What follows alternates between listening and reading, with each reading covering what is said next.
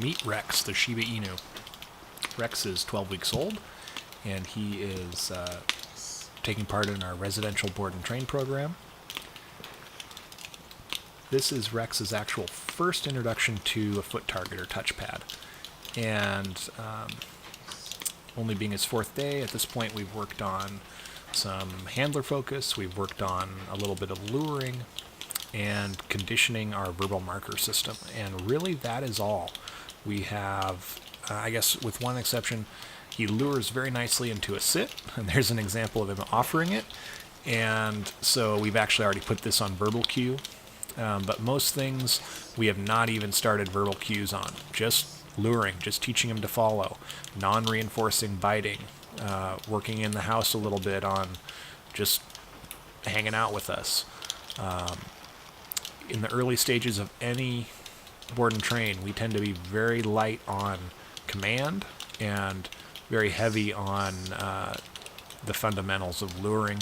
There I'm trying to help him into a down, but you'll notice his head came around and went to my hand. Rex is a Shiba Inu. Shiba Inus are very independent-minded, and any compulsion or even sometimes help often results in them coming out of drive and going into bite mode. The good news about Rex is he doesn't tend to bite super hard. He's never drawn blood on my bare hands, but you'll notice here I'm wearing gloves. One, it's kind of chilly, it's raining, but two, I need to be able to non-reinforce his biting, and that means not reacting to it. The gloves really help with that. Here you'll notice Rex has already figured out that the touchpad's worth a reward, but he's still avoidant to it. Notice he's on the edge here and popping right off. Pretty strong avoidance behavior right here. Circling all the way around. Here I'm trying to get him to spin because he will do that on the ground very well. But he's not really interested in this touchpad. And so I'm noticing this here, and I'm going to switch gears real quick after one rep. Just going to get him back on and then switch gears. I don't want his avoidance to actually be self-reinforcing and let him get away with avoiding, so I am looking for a rep there. And then I'm going to break out a toy and play. I edited out most of this play here, but it was 3 or 4 minutes of Rex chasing the ball. Now we're going to go right back to it. Still a little bit avoidant. But look at the commitment here. Center of the touchpad. 1 foot coming off in a little bit of avoidance, and he did bounce back off. Offers a sit instead. But 1 rep later, he's coming 3 feet. And he's holding the touchpad. He's not bouncing right off anymore. This is progress very rapidly, and this is showing us just how fast Rex learns. He's an extremely smart and sharp-eyed and eared dog. He absolutely picks up every move you make, and his memory is very, very good.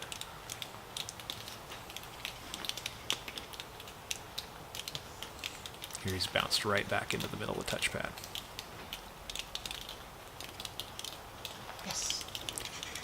Notice I'm giving him chasing rewards for those good touches on the touchpad. Here I'm already putting this onto verbal cue. Because of his change in commitment to getting on the pad and staying there, I'm happy to start to put this on verbal cue. When he was avoidant of it and bouncing right off, I wasn't going to teach him a verbal cue that reflected that stage of the behavior. And now you see all 4 feet on the touchpad, fully committed.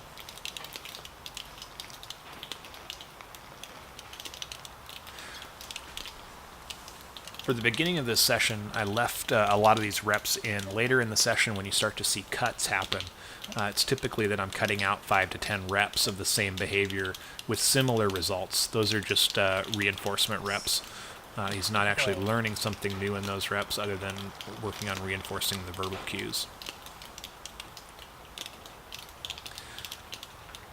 His sit is looking really good. It's like he's glued to the ground here.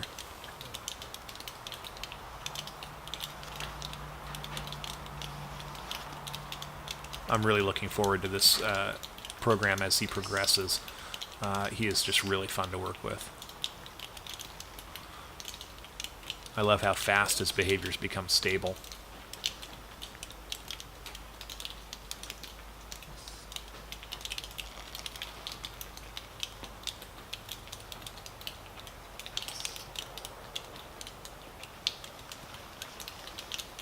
Here again, I'm going to try it down. Just as soon as his body touches, I'm giving him a marker and rewarding. The sit only took a couple of reps before he was offering it. So what I'm looking for here is just for him to start to offer the down, and then I'll put it on verbal cue, which actually happened the next day after this video was shot. He starts offering it, and I'm already starting on the verbal cues for down. What I don't want to do is create an aversion to that behavior or to contact by forcing it down with too much emphasis. A little bit of help from the leash wrap there. Spun him right on. Notice I'm not using leash pressure to get him on or off of the touchpad. Because Rex is a Shiba Inu, what tends to happen when he feels any pressure, even on the harness, which is nice and padded, but especially on the collar, when he feels pressure, he becomes a little spinning Tasmanian devil on the end of that leash, and it's very unproductive.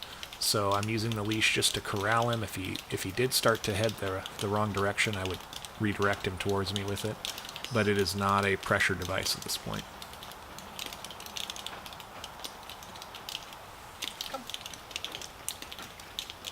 Here I'm mixing in some of the recall work with verbal cue because I know he's following the lure. Other than that, I wouldn't be using a verbal cue here.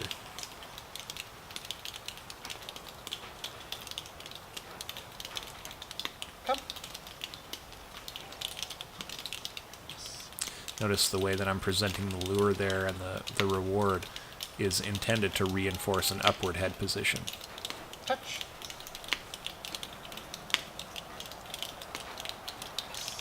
I'm already starting to fade some of the luring out here too.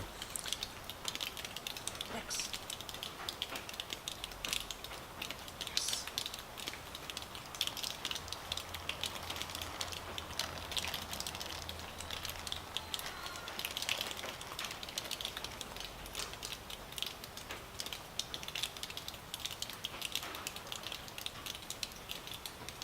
Come.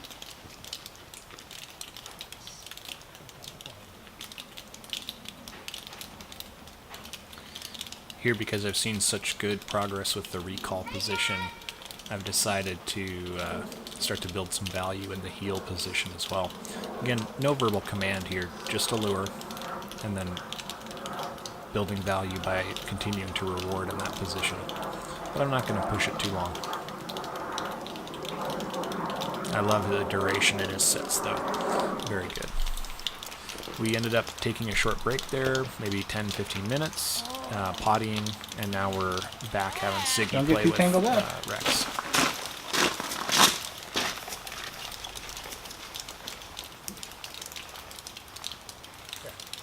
I'll hold his leash and you can hold his back.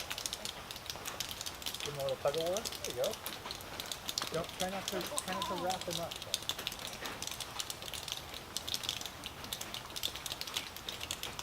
Okay, you're wrapping him up by spinning.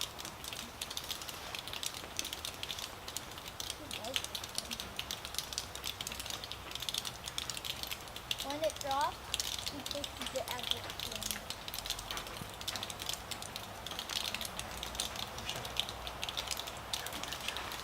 And keep it alive.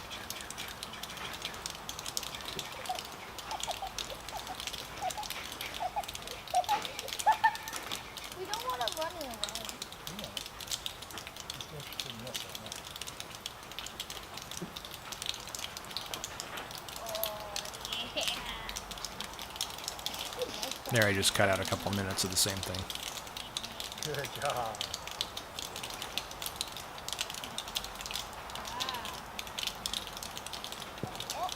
Oh, you cat. He's really good with that thing. Oh. evening. Got her out of my hand. So this play session in the middle of his training session is very intentional.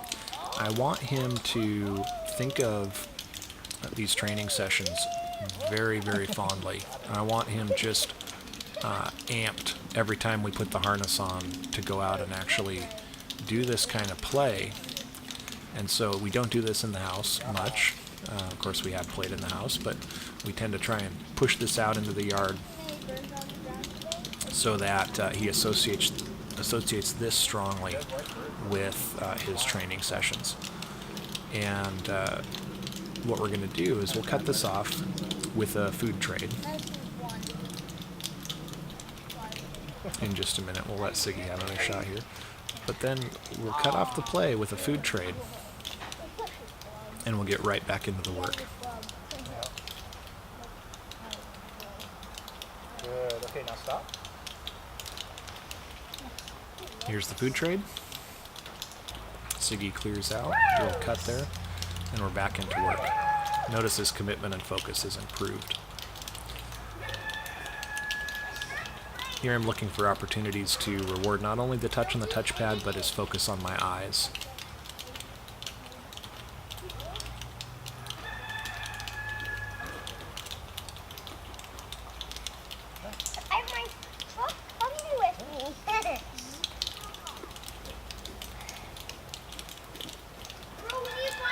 Just getting better with distractions as well. You see my kids are running around making noise.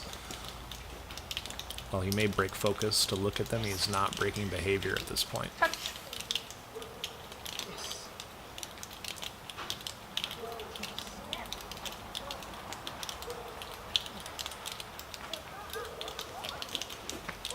And we'll call it good there. I don't want to push this session until his behavior starts to degrade from fatigue. So I cut it off there, and we'll call it a day. Thank you for watching. Semper Audax.